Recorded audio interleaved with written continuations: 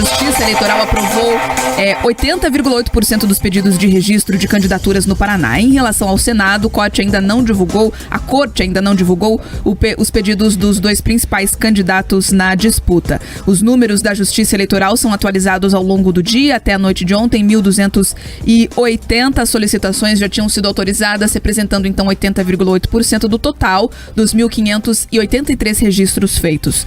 Todos os 9 concorrentes ao Palácio Iguaçu tiveram um registro liberado e foram considerados aptos para disputar o pleito de outubro. Os postulantes ao cargo são Ratinho Júnior, do PSD, Roberto Requião, do PT, Ricardo Gomide, do PDT, professora Ângela Machado, do PSOL, Jônio Correia, do Democracia Cristã, Vivi Mota, do PCB, Solange Ferreira Bueno, do PMN, professor Ivan, do PSTU e Adriano Teixeira, do PCO.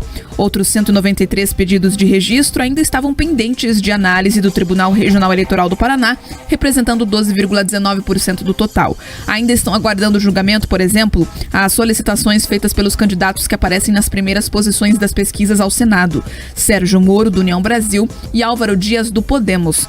Os outros postulantes ao Senado já tiveram os registros aprovados. São eles Aline Sleutes, do PROS, Paulo Martins, do PL, Desirê Salgado, do PDT, Rosane Ferreira, do PV, Orlando Pessutti, do MDB, Laércio Matias, do PSOL, Roberto França, do PCO e Dr. Saboia, do PMN. Outras 66 candidaturas a deputado federal e estadual foram indeferidas pelo TRE Paraná, porém elas seguem aparecendo como aptas a disputar as eleições até que o Tribunal Superior Eleitoral julgue os recursos que foram impetrados contra as decisões da Corte Paranaense. Além disso, o TRE já registrou 41 desistências de candidatos e outros 3 pedidos foram indeferidos pela Corte Eleitoral. As definições de todas as candidaturas e se elas estão aptas ou inaptas devem ocorrer nos próximos dias. Mark. Olha, eu vou bater na mesma tecla que já bati em outros dias sobre esse assunto. Me preocupa a lentidão da Justiça Eleitoral para analisar essas candidaturas. Você veja que em outros assuntos a Justiça vai muito rápido, né? Para proibir celular na urna, para discutir sobre armas nas eleições, para tirar imagens desse ou daquele candidato na campanha eleitoral. Aí as decisões vêm rapidamente. Agora, na questão essencial da Justiça Eleitoral, que é justamente avaliar se o candidato pode ou não pedir votos, ela é lenta.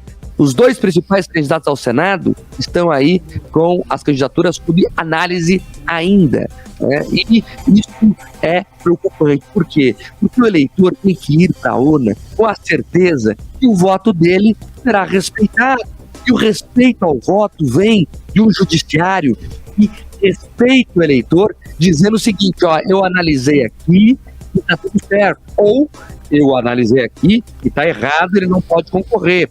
Quando o eleitor vai para a urna e dá voto para o candidato que na verdade não poderia ter voto, ele é enganado. Me incomoda a lentidão. Eu espero que isso aconteça o mais rápido possível, essas avaliações e essas impugnações ou essas autorizações para que o candidato concorra normalmente, porque o eleitor tem que ter a certeza que o voto dele será dado a alguém que realmente possa receber. Senão, Pedroso, acontece o seguinte: aí o eleitor vai para a urna, escolhe o candidato que não poderia receber voto e acaba perdendo o voto. Eu não gosto de falar essa frase, mas nesse caso específico ela vale, porque perde o voto, porque o judiciário deixou que o eleitor votasse em alguém que não poderia ter votos, porque ele foi incompetente e foi lá. E nesse caso, Mark, é verdadeiramente perder o voto, porque quando a candidatura é impugnada, mesmo depois ali que a eleição aconteceu, aqueles votos não servem nem para contar pro voto de legenda, porque a pessoa poderia pensar: puxa vida, escolhi aquele candidato, ele foi impugnado, mas o meu voto pelo menos contribuiu com um partido que eu acredito, ou com outros, né, candidatos que têm uma ideologia parecida. Tá certo que no Brasil, falar em ideologia política e partidos políticos não costuma ser muito correto. Então, de fato, se o eleitor vota e a candidatura é anulada, aqueles votos são considerados como se o eleitor tivesse anulado. E numa disputa tão acirrada como a do Senado, essas dúvidas que eventualmente ficam pairando, elas deixam alguns eleitores angustiados. Então é importante que isso seja resolvido e resolvido rápido. Me surpreende, Mark, que em outros estados, candidaturas como, por exemplo, a do Eduardo Cunha, já estão aprovadas, liberadas e está tudo certo. Então a gente precisa garantir que o eleitor paranaense tenha segurança, porque se a gente olha candidatos com histórico tão complexo como o do Eduardo Cunha, eu não entendo qual seria a dificuldade de olhar aqui as candidaturas paranaenses e resolver essa questão logo de uma vez.